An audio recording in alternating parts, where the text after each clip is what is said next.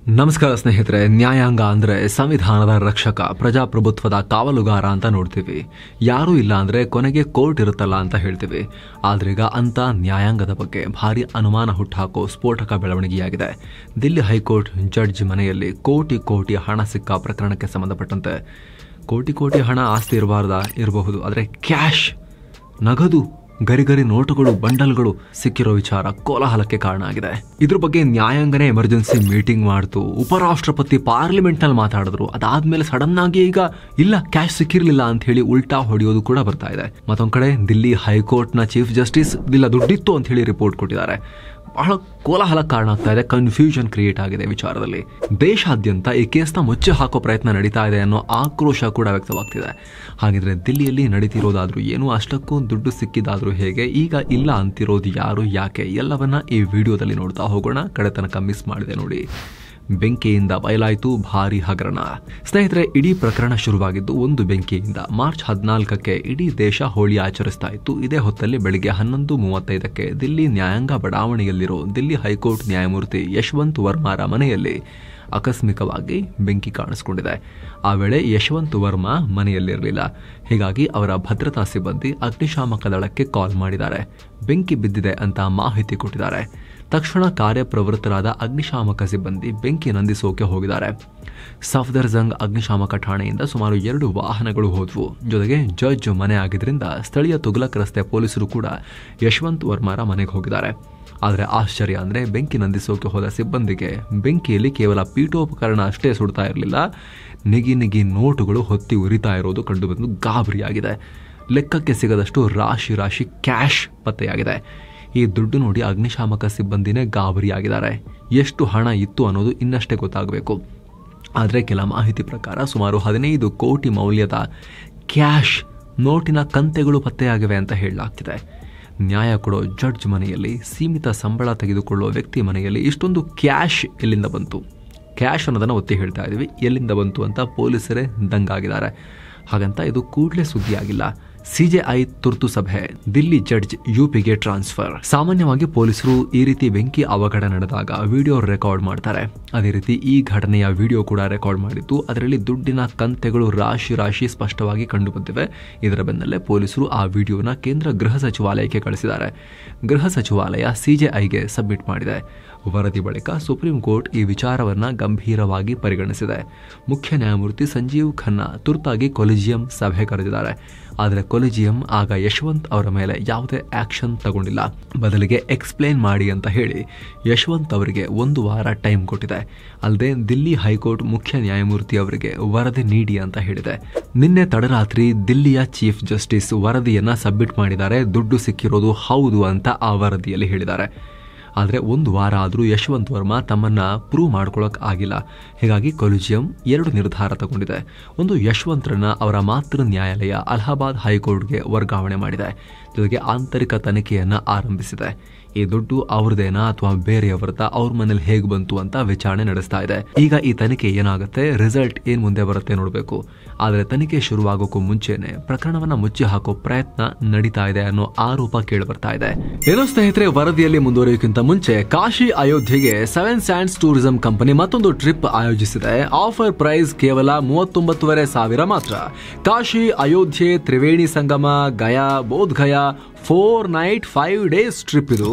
ಇದರಲ್ಲಿ flight tickets, 3 star hotel stay, all meals, ದರ್ಶನ, AC transport, boating and auto charges, 24/7 tour manager ಸೌಲಭ್ಯ ಎಲ್ಲವೂ ಇರುತ್ತೆ. ವಿಶೇಷವಾಗಿ ಹಿರಿಯ ನಾಗರಿಕರಿಗೆ ಸ್ಪೆಷಲ್ ಕೇರ್ ಕೂಡ ಇರುತ್ತೆ. ಹೊರಡೋ ದಿನ 4 ಏಪ್ರಿಲ್ 2025. ಕೆಲವೇ ಸೀಟುಗಳು ಲಭ್ಯ. ಆಸಕ್ತರು ಈ ನಂಬರ್ಗೆ ಕಾಲ್ ಮಾಡೋ ಮೂಲಕ ನಿಮ್ಮ ಸೀಟನ್ನ ಕೂಡ ಬುಕ್ ಮಾಡಬಹುದು.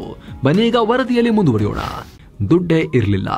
ಎಸ್, ಇಷ್ಟೆಲ್ಲ ಆದ್ಮೇಲೆ ಅಗ್ನಿಶಾಮಕ ಸಿಬ್ಬಂದಿ ಪೊಲೀಸರು ವಿಡಿಯೋ ರೆಕಾರ್ಡ್ ಮಾಡಿ ಅಮಿತ್ ಶಾ ಅವರ ಹೋಮ್ ಮಿನಿಸ್ಟ್ರಿಗೆ ಕಳಿಸಿ ಅವರದನ್ನ ಸಿಜೆಐ ಕಳಿಸಿ ಸಿಜೆಐ ಕೊಲಿಜಿಯಂ ಮೀಟಿಂಗ್ ಮಾಡಿ ಅವ್ರನ್ನ ಟ್ರಾನ್ಸ್ಫರ್ ಎಲ್ಲ ಮಾಡಿ ಆದ್ಮೇಲೆ ಈಗ ಇಲ್ಲ ಸಿಕ್ಕೇ ಇರಲಿಲ್ಲ, ದುಡ್ಡೆಲ್ಲಿ ಸಿಕ್ಕಿತ್ತು ಅಂತ ಅಗ್ನಿಶಾಮಕ ಮುಖ್ಯಸ್ಥ, ದಿಲ್ಲಿ ಅಗ್ನಿಶಾಮಕ ಮುಖ್ಯಸ್ಥ ಅತುಲ್ ಗರ್ಗ್ ನಮ್ಮ ಸಿಬ್ಬಂದಿ ಹೋದಾಗ ಅವ್ರಿಗೆ ಸಿಕ್ಕಿರ್ಲಿಲ್ಲಪ್ಪ ಅಂತ ಈಗ ಉಲ್ಟಾ ಹೊಡಿತಾ ಇದ್ದಾರೆ. ಜೊತೆಗೆ ನ್ಯಾಯಾಂಗದ ಭ್ರಷ್ಟಾಚಾರದ ಬಗ್ಗೆ, ಜುಡಿಷಿಯಲ್ ಕರಪ್ಷನ್ ಬಗ್ಗೆ ದೇಶಾದ್ಯಂತ ತೀವ್ರ ಆಕ್ರೋಶ ವ್ಯಕ್ತವಾಗ್ತಿದ್ದ ಹಾಗೆ, ನೀವು ಕಾನೂನಿನಿಂದ ಹೊರಗಾ ಅಂತ ನಾಗರಿಕರು ಕೇಳ್ತಾ ಇದ್ದ ಹಾಗೆ, ಸುಪ್ರೀಂ ಕೋರ್ಟ್ ಕೂಡ ಸಂಜಯ್ ವರ್ಮಾರನ್ನ ಟ್ರಾನ್ಸ್ಫರ್ ಮಾಡಿರೋದಕ್ಕೂ ಆಂತರಿಕ ತನಿಖೆಗೂ ಯಾವುದೇ ಸಂಬಂಧ ಇಲ್ಲ ಅನ್ನೋ ಒಂದು ಅಸ್ಪಷ್ಟವಾದ ಅನುಮಾನಕ್ಕೆ ಎಡೆ ಮಾಡಿಕೊಡೋ ರೀತಿಯ ಹೇಳಿಕೆಯನ್ನ ಕೊಟ್ಟಿದೆ. ಹಾಗಿದ್ರೆ ಅಗ್ನಿಶಾಮಕ ಸಿಬ್ಬಂದಿ ಹೋಮ್ ಮಿನಿಸ್ಟ್ರಿಗೆ ಕಳಿಸಿದ್ದೇನು? ಹೋಮ್ ಮಿನಿಸ್ಟ್ರಿ ಸೀದಾ CJIಗೆ ಏನು ಸಬ್ಮಿಟ್ ಮಾಡ್ತು? CJI ಕೊಲಿಜಿಯಂನ ತುರ್ತು ಮೀಟಿಂಗ್ ಯಾಕೆ ಕರೆದ್ರು? ಏನು ಆಂತರಿಕ ತನಿಖೆಯನ್ನು ನಡೆಸೋಕೆ ಯಾಕೆ ಶುರು ಮಾಡಿದ್ರು? ಟ್ರಾನ್ಸ್ಫರ್ ಯಾಕೆ ಮಾಡಿದ್ರು? ಎಲ್ಲ ಪ್ರಶ್ನೆ ಬರುತ್ತೆ. ಅಲ್ಲದೆ ದಿಲ್ಲಿ ಹೈಕೋರ್ಟ್ನಲ್ಲೂ ಕೂಡ ಈ ವಿಚಾರ ಚರ್ಚೆಯಾಗಿದೆ. CJI ಕೊಟ್ಟಿರೋ ರಿಪೋರ್ಟ್ನಲ್ಲೂ ಕೂಡ ಅವ್ರು ಯಾಕೆ ಮತ್ತೆ ಹೌದು ಕ್ಯಾಶ್ ಸಿಕ್ಕಿತ್ತು ಅಂತ ರಿಪೋರ್ಟನ್ನು ಕೊಟ್ಟಿದ್ದಾರೆ ಹಾಗಾದ್ರೆ CJIಗೆ. ಈ ರೀತಿ ಪ್ರಶ್ನೆಗಳು ತುಂಬಾ ಸೀರಿಯಸ್ ಆಗಿ ಹೇಳ್ತಾ ಇವೆ. ಅರುಣ್ ಭಾರದ್ವಾಜ್ ಅನ್ನೋ ಹಿರಿಯ ವಕೀಲರೊಬ್ಬರಂತೂ ಇವತ್ತಿನ ಘಟನೆ ನಮ್ಮ ಇಡೀ ನ್ಯಾಯಾಲಯಕ್ಕೆ ನೋವುಂಟು ಮಾಡಿದೆ ಅಂತ ಹೇಳಿದ್ರು. ಈ ರೀತಿ ಘಟನೆ ಮರುಕಳಿಸದಂತೆ ಕ್ರಮ ತಗೊಳ್ಳಿ ಅಂತ ಆಗ್ರಹ ಮಾಡಿದ್ರು. ಆಗ Delhi chief justice DK Upadhyaya ಹೌದು ನಮಗೂ ನೋವುಂಟಾಗಿದೆ ಅಂತ ಹೇಳಿದ್ರು. ರಾಜ್ಯಸಭೆಯಲ್ಲಿ ಸದ್ದು, ನಮ್ಮ ಕೋರ್ಟ್ ಕಸದ ಬುಟ್ಟಿ ಅಲ್ಲ. ಈ ವಿಚಾರ ಪಾರ್ಲಿಮೆಂಟ್ನಲ್ಲೂ ಕೂಡ ಚರ್ಚೆಯಾಗಿದೆ. ರಾಜ್ಯಸಭೆಯ ಚೇರ್ಮನ್ ಉಪರಾಷ್ಟ್ರಪತಿಯೂ ಆಗಿರೋ ಜಗದೀಪ್ ಧನ್ಕರ್ ಆಘಾತ ವ್ಯಕ್ತಪಡಿಸಿದ್ದಾರೆ. ಇಂಥ ಗಂಭೀರ ಘಟನೆ ನಡೆದರೂ ಕೂಡ ಅದು ಬೇಗನೆ ಬೆಳಕಿಗೆ ಬರೆದಿರುವುದು ಕಳವಳಕಾರಿ. ರಾಜಕಾರಣಿ ಉದ್ಯಮಿಗಳಾದ್ರೆ ಕೂಡಲೇ ಸುದ್ದಿ ಆಗುತ್ತೆ, ನ್ಯಾಯಾಂಗದ ವಿಚಾರದಲ್ಲಿ ಯಾಕೆ ಸುದ್ದಿ ಆಗಲ್ಲ, ಮುಚ್ಚಿಡೋದು ಯಾಕೆ ಅನ್ನೋ ರೀತಿಯಲ್ಲಿ ಪ್ರಶ್ನೆ ಕೇಳಿದ್ದಾರೆ. ಅಲ್ಲದೆ ಈ ಕುರಿತು ವಿಸ್ತೃತ ಚರ್ಚೆ ನಡೆಸೋಕೆ ಸಮಯ ನಿಗದಿಪಡಿಸ್ತೀವಿ ಅಂತ ಹೇಳಿದ್ದಾರೆ. ವಿಪಕ್ಷ ಕಾಂಗ್ರೆಸ್ ಕೂಡ ತನಿಖೆಗೆ ಆಗ್ರಹಿಸಿದೆ. ಯಶವಂತ್ ವರ್ಮಾರನ್ನ ಅಲಹಾಬಾದ್ಗೆ ಟ್ರಾನ್ಸ್ಫರ್ ಮಾಡಿದಕ್ಕೆ ಅಲ್ಲಿನ ಬಾರ್ ಅಸೋಸಿಯೇಷನ್ ಉಗ್ರವಾಗಿ ಖಂಡಿಸಿದೆ. CJIಗೆ ಅಫಿಷಿಯಲ್ ಲೆಟರ್ ಬರೆದು, ನಿಮ್ಮ ನಿರ್ಧಾರ ನಮಗೆ ಸರಿ ಅನ್ನಿಸ್ತಾ ಇಲ್ಲ, ಈ ವ್ಯಕ್ತಿ ದಿಲ್ಲಿಯಲ್ಲಿ ಕೆಟ್ಟ ಹೆಸರು ಮಾಡಿದ್ದಾರೆ, ಅವ್ರನ್ನ ತಗೊಂಬಂದು ಅಲಹಾಬಾದ್ಗೆ ಹಾಕ್ತಿದಾರಲ್ಲ, ನಮ್ದೇನು ಈ ಕೋರ್ಟ್ ಕಸದ ಬುಟ್ಟಿನ ಬೇಡಾದವ್ರನ್ನ ತಂದು ಹಾಕಕ್ಕೆ ಅಂತ ಖಾರವಾಗಿ ರಿಯಾಕ್ಟ್ ಮಾಡಿದ್ದಾರೆ. ಬಹುಶಃ ಬಾರ್ ಅಸೋಸಿಯೇಷನ್ ಇತಿಹಾಸದಲ್ಲೇ ಇಷ್ಟು ಕಠಿಣ ಶಬ್ದಗಳಲ್ಲಿ CJIಗೆ ಪತ್ರ ಬರೆದಿರಲಿಲ್ಲ ಅಂತ ಕಾಣುತ್ತೆ. ಜೊತೆಗೆ ಕರಪ್ಷನ್ ನಾವು ಒಪ್ಪಲ್ಲ, ನ್ಯಾಯಾಧೀಶರ ನೇಮಕ ವೇಳೆ ಬಾರ್ನ ಕನ್ಸಲ್ಟ್ ಮಾಡದೇ ಇರೋದ್ರಿಂದ ಈ ರೀತಿ ಆಗ್ತಾ ಇದೆ ಅಂತ ಹೇಳಿದೆ. ಮತ್ತೊಂದು ಕಡೆ ಸುಪ್ರೀಂ ಕೋರ್ಟ್ ಬಾರ್ ಅಸೋಸಿಯೇಷನ್ನ ಮಾಜಿ ಅಧ್ಯಕ್ಷ ವಿಕಾಸ್ ಸಿಂಗ್ ಕೂಡ ಮಾಧ್ಯಮದ ಮುಂದೆ ಯಾರಿಗಾದ್ರೂ ತಮ್ಮನ್ನು ತಾವು ಸಾಚಾ ಅಂತ ಪ್ರೂವ್ ಮಾಡ್ಕೊಳ್ಳೋಕೆ 1 ವಾರ ಸಾಕು, ಅಷ್ಟಾದರೂ ಯಶವಂತ್ ವರ್ಮಾ ಪ್ರೂವ್ ಮಾಡ್ಕೊಂಡಿಲ್ಲ ಅಂದ್ರೆ ವರ್ಗಾವಣೆ ಮಾಡೋದು ಸೊಲ್ಯೂಷನ್ ಅಲ್ಲ, ರಾಜೀನಾಮೆ ತಗೊಳ್ಳಿ ಅವ್ರದ್ದು ಅಂತ ಹೇಳಿದ್ದಾರೆ. ಪ್ರಸ್ತುತ ಸುಪ್ರೀಂ ಕೋರ್ಟ್ನ ಬಾರ್ ಅಸೋಸಿಯೇಷನ್ ಅಧ್ಯಕ್ಷ ಕಪಿಲ್ ಸಿಬಲ್ ಕಾಂಗ್ರೆಸ್ಸಿಗಾಲ ಇವರು. ಇತ್ತೀಚೆಗೆ ಸ್ವಲ್ಪ ಕಮ್ಮಿ ಆಗಿದೆ ಕಾಂಗ್ರೆಸ್, ಬಟ್ ಹಿರಿಯ ಕಾಂಗ್ರೆಸ್ ನಾಯಕ ಅಲ್ವರು. ಇವರು ಕೂಡ ಕೊಲಿಜಿಯಂ ಏನಾದರೂ ಕ್ರಮ ತಗೋಬೇಕು, ಇಲ್ಲಾಂದ್ರೆ ನ್ಯಾಯಾಂಗ ವೀಕ್ ಅನಿಸ್ಬಿಡುತ್ತೆ ಅಂತ ಹೇಳಿದ್ದಾರೆ.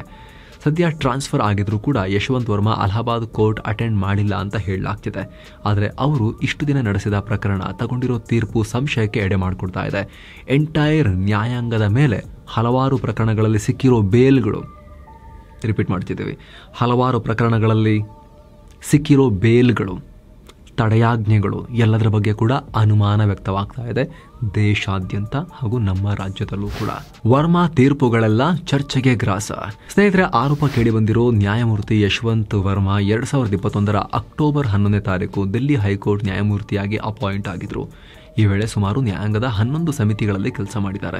ಅದರಲ್ಲೂ ಮುಖ್ಯವಾಗಿ ವಾಣಿಜ್ಯ ತೆರಿಗೆ, GST, ಕಂಪನಿಗಳ ಮೇಲ್ಮನವಿ ಸೇರಿದಂತೆ ಪ್ರಮುಖ ಪ್ರಕರಣಗಳ ವಿಭಾಗೀಯ ಪೀಠದಲ್ಲಿ ಕೆಲಸ ಮಾಡಿದ್ರು.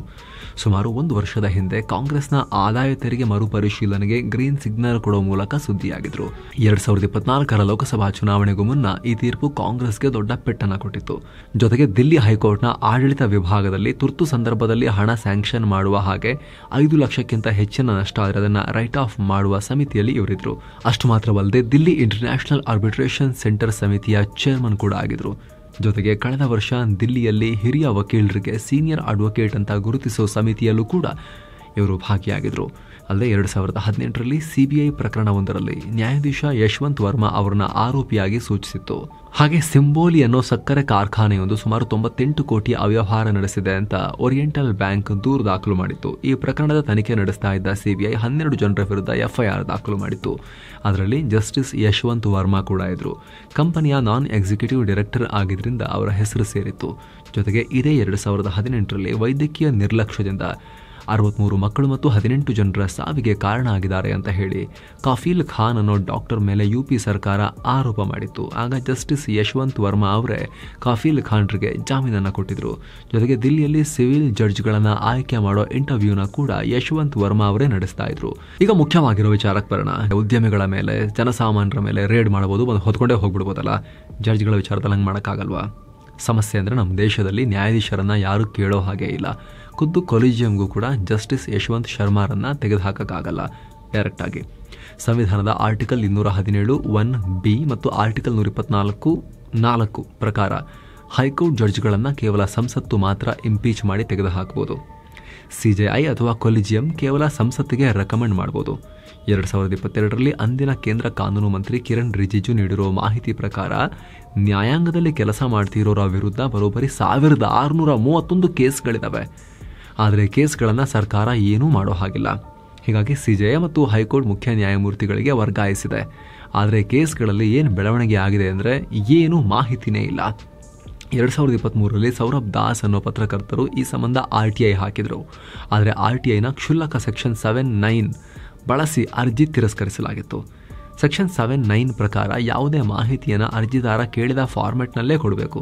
ಆದರೆ ಆ ಫಾರ್ಮೆಟಲ್ಲೇ ಕೊಡಬೇಕು ಅಂದರೆ ತುಂಬ ಖರ್ಚಾಗತ್ತೆ ಅಂತ ಏನಾದರೂ ಇದ್ದರೆ ಹಂಗೆ ಫಾರ್ಮೆಟಲ್ಲಿ ಕೊಡಬೇಕಂತನೂ ಇಲ್ಲ ಅಂತಲೂ ಇದೆ. ಸೊ ಅಂಥ ಸಿಲ್ಲಿ ಸೆಕ್ಷನ್ ಹಿಡ್ಕೊಂಡು ಸರಿಯಾದ ಫಾರ್ಮೆಟ್ ಇಲ್ಲ ಅಂತ ಮಾಹಿತಿಯನ್ನು ಕೊಟ್ಟಿರಲಿಲ್ಲ. ಜೊತೆಗೆ ಇವರಿಗೆ ಸಿಕ್ಕಾಪಟ್ಟೆ ಪ್ರೊಟೆಕ್ಷನ್ ಇದೆ. ಜಡ್ಜಸ್ ಪ್ರೊಟೆಕ್ಷನ್ ಆ್ಯಕ್ಟ್ 1985 ಪ್ರಕಾರ ಸೆಕ್ಷನ್ 3 ಪ್ರಕಾರ ಅದರಲ್ಲಿ ಅವರು ಜಡ್ಜ್ಗಳಾಗಿದ್ದಾಗ ಕೊಟ್ಟ ತೀರ್ಪು ಮತ್ತು ಅವರು ಕೈಗೊಂಡ ನಿರ್ಧಾರಗಳ ಆಧಾರದ ಮೇಲೆ ಅವ್ರನ್ನ ಪ್ರಾಸಿಕ್ಯೂಟ್ ಮಾಡೋ ಹಾಗೇನೇ ಇಲ್ಲ, ಬರದೇ ಇಲ್ಲ. ಓಕೆ, ಅದು ಜಸ್ಟಿಫೈಡ್, ಅವರಿಗೆ ಫ್ರೀಡಮ್ ಇರಬೇಕು ಅಂತ. ಆದರೆ ಕರಪ್ಷನ್, ಮನಿ ಲಾಂಡ್ರಿಂಗ್ ಆ ಥರದ ಕೇಸ್ ಬಂದಾಗಲೂ ಕೂಡ IT, ED ಪೊಲೀಸರು ನೇರವಾಗಿ ಅವ್ರ ಮನೆ ನುಗ್ಗಿ ರೇಡ್ ಮಾಡೋಕ್ಕೆ ಬರೋದಿಲ್ಲ, ಅವ್ರನ್ನ ಹೊತ್ಕೊಂಡು ಹೋಗೋಕ್ಕೂ ಕೂಡ ಬರೋದಿಲ್ಲ. ಮತ್ತೇನು ದಾರಿ? ಹಾಗಾದ್ರೆ ಏನು ಬೇಕಾದರೂ ಮಾಡ್ಬೋದಾ? ಈಗ ಆಗ್ತಿದೆಯಲ್ಲ ಅದೇ. ಅದಕ್ಕಿಂತ ಹೈಯರ್ ಕೋರ್ಟ್ಸ್, ಈಗ ಹೈಕೋರ್ಟ್ ವಿಚಾರದಲ್ಲಿ ಸುಪ್ರೀಂ ಕೋರ್ಟ್ ಆಂತರಿಕ ತನಿಖೆ ನಡೆಸಿ ಅವ್ರ ಗಮನಕ್ಕೆ ಮೇಲ್ನೋಟಕ್ಕೆ ಇದು ಹಿಂಗಿದೆ ಅಂತ ಕಂಡು ಬಂದರೆ ಅವರು ಬೇಕಾದರೆ ಆಮೇಲೆ ಪ್ರಾಸಿಕ್ಯೂಷನ್ಗೆ ಆದೇಶವನ್ನು ಕೊಡಬಹುದು. ಅಥವಾ ಅವರು ಬೇಕಾದರೆ ಪಾರ್ಲಿಮೆಂಟ್ಗೆ ಅವ್ರನ್ನ ಇಂಪೀಚ್ ಮಾಡಿ, ಅಂದರೆ ವಾಗ್ದಂಡನೆ ಮೂಲಕ ಅವ್ರನ್ನ ಕೆಳಗಿಳಿಸಿ ಅಂತ ಸಂಸತ್ತಿಗೆ ಸೂಚನೆಯನ್ನು ಕೊಡಬಹುದು. ಜೊತೆಗೆ ಪ್ರೆಸಿಡೆಂಟ್ ಆಫ್ ಇಂಡಿಯಾ ಜಡ್ಜ್ಗಳನ್ನು ಅಪಾಯಿಂಟ್ ಮಾಡೋದು ಅವರೇ ಅಲ್ವಾ, ಅವರು ಕೂಡ ತನಿಖೆಗೆ ಆದೇಶ ಕೊಡಬಹುದು ಅಂತ ಹೇಳಲಾಗ್ತಿದೆ. ನೋಡಬೇಕು ಇದಕ್ಕೆ ಸಂಬಂಧಪಟ್ಟಂತೆ ಏನಾಗುತ್ತೆ ಮುಂದಿನ ಬೆಳವಣಿಗೆ ಅಂತ ಹೇಳಿ. ನಿಮ್ಮ ಒಪಿನಿಯನ್ ಏನು ಸ್ನೇಹಿತರೆ? ನ್ಯಾಯಾಂಗ ಯಾರು ಹೊರಗಿನವರು ಅಂದರೆ ಜನರು ಟಚ್ಚೇ ಮಾಡ್ಲಿಕ್ಕೆ ಆಗದೇ ಇರೋ ವಿಚಾರ ಆಗಿರಬೇಕಾ, ಅಥವಾ ಅಲ್ಟಿಮೇಟ್ ಪ್ರಭುಗಳು ನ್ಯಾಯಾಂಗದ್ದು ಕೂಡ ಜನರೇ ಆಗಿರಬೇಕಾ, ಅಂದರೆ ದೇಶದ ಪಾರ್ಲಿಮೆಂಟೇ ಆಗಿರಬೇಕಾ? ಕಾಮೆಂಟ್ ಮಾಡಿ ತಿಳಿಸಿ. ಮತ್ತೆ ಭೇಟಿ ಆಗ್ತಿರೋಣ. ನಮಸ್ತೆ.